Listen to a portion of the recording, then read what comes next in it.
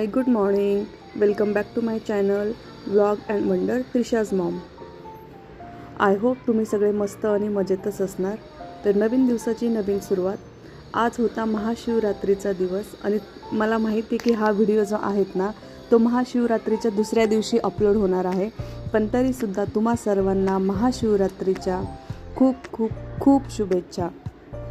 तर शिवरात्र होती, महाशिवरात्र होती, त्यामुळे उपवास होता सगळ्यांना. तर मग मी सकाळी उठून छान अशी देवपूजा करून घेतली आणि त्यानंतर मला बनवायचे होते साबुदाणा वडे. आणि आज ना मला जायचं होतं, ॲक्च्युली धायरेश्वर मंदिरामध्ये जायचं होतं मला. थोडं लांब आहे माझ्या इथनं, पण माहिती नाही, म्हणजे माझी ना 8-1 दिवसापासून ना असं आतून खूप अशी इच्छा व्हायला लागली की नाही, मला तिथे मंदिरात जायचं आहे दर्शनासाठी. पण मग काय झालं, आज संध्याकाळी ना माझं स्कूलमध्ये होतं गॅदरिंग, त्यामुळं इच्छा आहे ती इच्छाच राहून गेली. पण असो, नक्कीच मी जाईल, एवढ्या 2-3 दिवसामध्येच मी नक्की मंदिरामध्ये जाईल. कारण तिथे वरती ना स्वामींचं पण मंदिर आहे आणि खाली छान असं शंकराचं मंदिर आहे आणि छान वातावरण पण छान असतं तिथे, शांत असतं.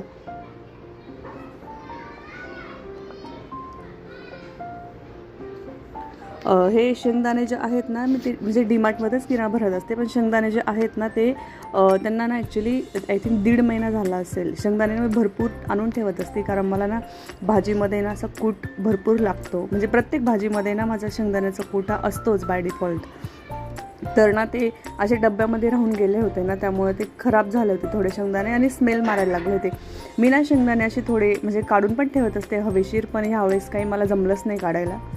आणि मी इथे बनवत होती शेंगदाण्याचं कालवण. आणि शेंगदाण्याचं जे आमटी जी असते ना, उपवासाची आमटी, ती करताना ना मी थोडं त्यामध्ये दही ॲड करत असते. कारण ना खूप छान टेस्ट येते त्याची, थोडी गोड, आंबट आणि तिखट अशी टेस्ट येते त्याची. खाण्यासाठी ना खूप छान लागतं. तुम्ही जर ट्राय नसेल केलं तर एकदा करून बघा. आणि इथे शेंगदाण्याच्या आमटीसाठी ना मी जिरे ॲड करत होती. आता काही भागामध्ये किंवा काही लोक खातात जिरे उपवासाला, म्हणजे खिचडीमध्ये किंवा आमटीमध्ये, आणि काही नाही खात, पण मग आम्ही खातो, त्यामुळं मी ॲड केले होते जिरे. बघू शकता तुम्ही, खूप छान अशी आमटी तयार झालेली होती आपली. आणि त्यानंतर मी इथे तयारी करत होते साबुदाणा वड्यांची. कारण ना आज मला ना संध्याकाळी गॅदरिंग असल्यामुळं ना दुपारीच आवरायचं होतं, त्यामुळे ना मी असं खूप घाईघाई करत होती. कारण कसं असं खाऊन आता ना सध्या ऊन खूप लागतं बाहेर. आणि आमचं जे गॅदरिंग होतं ना ते जर पुण्यामध्ये कोणी राहत असेल ना त्यांना माहीत असेल, अण्णाभाऊ साठे हॉल आहे सातारा रोडला, तिथे होतं. तर एवढ्या उन्हामध्ये मला तिकडे जायचं होतं, तर म्हटलं थोडा खाऊन आराम करू, लगेच खाल्ल्यानंतर असं उन्हामध्ये नको जायला. मग त्यामुळं माझी ना अशी घाई चाललेली होती सगळी, पटपट करायचं आहे, त्यानंतर थोडा आराम करू म्हटलं आणि त्यानंतर मग आवरून मग तिकडे जाऊ. मी इथे साबुदाण्याचं बॅटर जे आहे पीठ तयार करण्यासाठी इथे साबुदाणे घेतले होते भिजवलेले. त्यानंतर बटाटा होता तो उकडून घेतला होता आणि त्यामध्ये नंतर मिरची जी पेस्ट आहे ना ती ॲड केली होती. आणि मला माहीत आहे की माझे जे ब्लॉग आहेत ना, व्हिडिओ जे आहेत ना, ते रेग्युलर सध्या अपलोड नाही होते, खूप गॅप येतो आहे. पण तुमचा सपोर्ट जो आहेत ना तो राहू द्या, कारण मी ट्राय करते आहे रेग्युलर व्हिडिओ अपलोड करायची. पण काय होतं आहे ना, असं वर्किंग असल्यामुळं ना घर, त्यानंतर काम, त्यानंतर त्रिशा पण असते, तिचं पण बघावं लागतं ना, त्यामुळं व्हिडिओसाठी ना वेळच मिळत नाही, असं होऊन जातं. कधी व्हिडिओ शूट पण झालेले असतात, एडिट पण झालेले असतात, पण व्हॉइस ओव्हरसाठी वेळ मिळत नाही. तर मी जेव्हा जमेल ना तेव्हा अपलोड करत असते, पण मी ट्राय करेल की रेग्युलर व्हिडिओ अपलोड करायचा.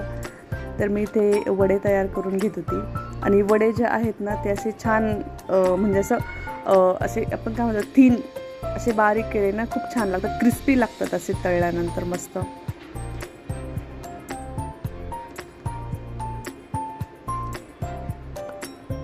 त्यासाठी ना मी थोडासा हाताला तेल लावून घेत होती. आणि बघू शकता तुम्ही, खूप सारे वडे मी ते तयार केले होते, कारण साबुदाणा वडे जे आहेत ना ते त्रिशाला फार आवडतात.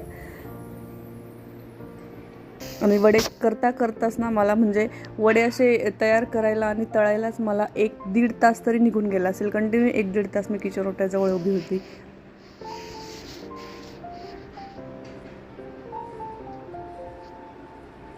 आणि मी ना लोखंडाच्या कढईचा एक्सपिरियन्स शेअर करते. लोखंडाच्या कढईमध्ये ना म्हणजे कुठलेही तुम्ही पदार्थ तळा, त्यामध्ये ना तेल खूप म्हणजे कमी लागतं आपल्याला, किंवा भाजी जरी केली ना तरी ते पण तेल कमी लागतं. पण कमी जरी तेल टाकलं ना भाजीमध्ये तरी पण ना असं छान असं तेल सुटतं भाजीला. तर इथे आधी त्रिशाची प्लेट रेडी केली. तिला म्हटलं नैवेद्य दाखव.